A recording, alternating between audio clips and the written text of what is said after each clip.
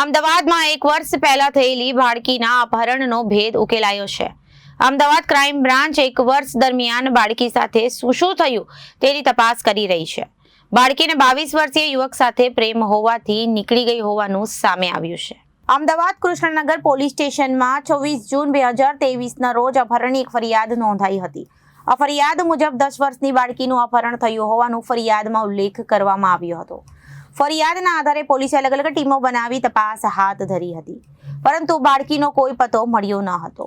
અપહરણના કેસની ગંભીરતાને ધ્યાનમાં રાખી તપાસ anti human trafficking unit crime બ્રાન્ચને સોંપવામાં આવી હતી। આ દરમિયાન અપહરણ થનાર બાળકીના પરિવાર દ્વારા ગુજરાત હાઈકોર્ટમાં હેબિયસ પણ દાખલ કરવામાં આવી હતી।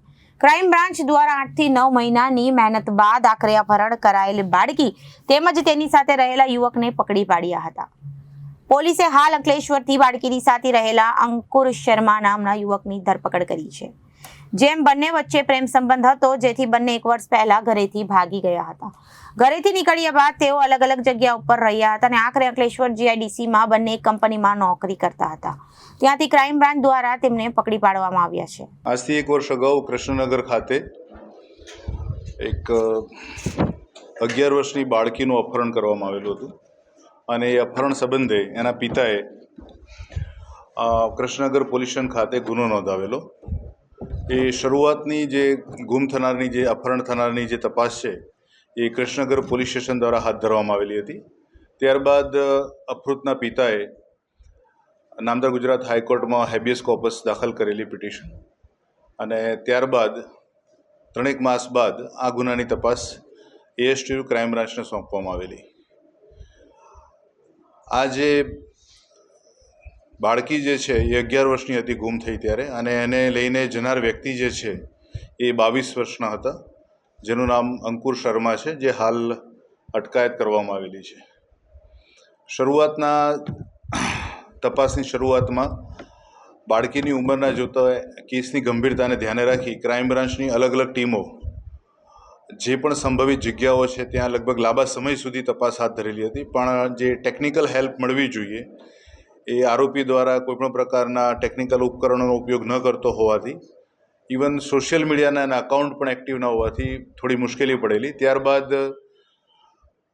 જે અમારી કાયમી પદ્ધતિ છે હ્યુમન રિસોર્સથી અપહૃતને શોધવાની એ હાથ ધરવામાં આવેલી।